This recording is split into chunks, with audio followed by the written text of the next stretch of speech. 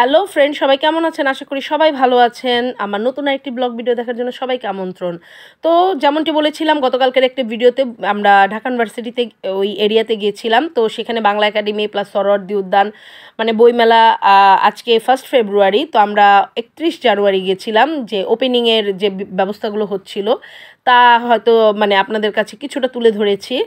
তো এই তো আমরা এখন যাচ্ছি বাংলা একাডেমি পার হয়ে তারপর হচ্ছে ইউনিভার্সিটি এরিয়াতে ঢুকে যাব।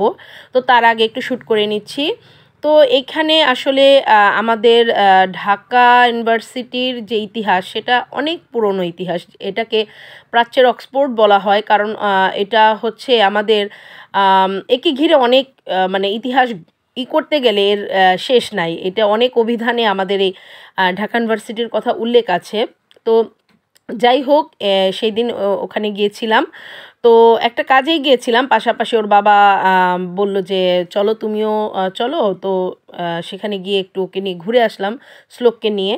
তো এই তো এখানে হচ্ছে আমরা দুজন এগিয়ে যাচ্ছি আস্তে আস্তে।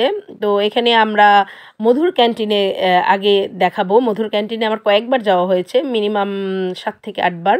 তো এই জায়গাটা আমার কাছে খুবই ভাল লাগে। এটা আমি এর আগে এসেছি 2002-এ, যখন আমি মাধ্যমিক দেব তার আগে বইমেলার মধ্যে এসেছিলাম।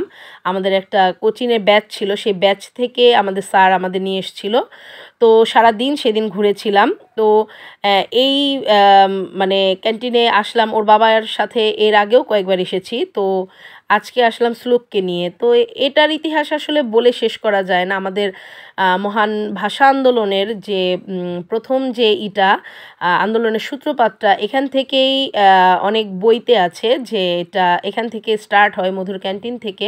21শে ফেব্রুয়ারির যে শোভাযাত্রাটা বের হবে তার আগে এখান থেকেই এটা স্টার্ট হয়। তো এর ইতিহাস আসলে বলে শেষ করা যাবে না, যত বলা যায় ততই। তো আগের যে পরিবেশটা ছিল যখন আমি ফার্স্ট টাইম এসেছি, তখন এতটা কোলাহলপূর্ণ ছিল না। এখন প্রচুর কানায় কানায় ভর্তি। তো তখন ছিল একটু ছিমছাম ছিল, কিন্তু এখন অনেক কিছু ভ্যারিয়েশন এসেছে।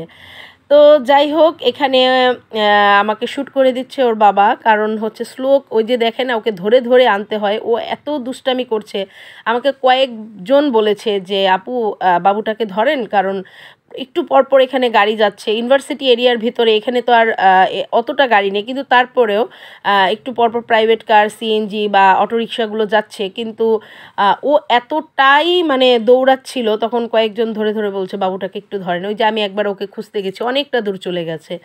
আসলে ওকে নিয়ে কিছু বলার নাই। ওকে আসলে কি বলবো, বাচ্চা মানেই দুষ্টু, আর ও একটু বেশি দুরন্ত আমার কাছে মনে হয়। তো এখানে এই যে ও একটু ধরে ওকে দাঁড়িয়েছে, এখানে দাঁড়াও, একা একাই নেমে যাবে, এটা করে সেটা করে। ইসের সামনে, লাইব্রেরির সামনে গিয়ে তো সে লাইব্রেরির লোক বলছে ওকে ধরে রাখেন, কারণ ও চিৎকার চেঁচামেচি করবে, ছোট মানুষ কিছুই মানে সবাই ওকে দেখছে আর হাসছে।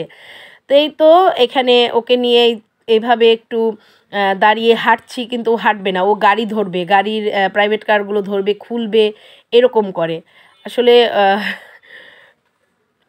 কি আর বলবো, ওকে হ্যান্ডেল করা আসলেই খুব মুশকিল। তারপর কিছু সময় পর আমরা আবার ব্যাক করি, কারণ আসলে মানে যে কাজটার জন্য এসেছিলাম সেটা হয়ে গেছে। আমার ননদের সাথে একটু দেখা করার কথা ছিল, ওর সাথে দেখা হলো।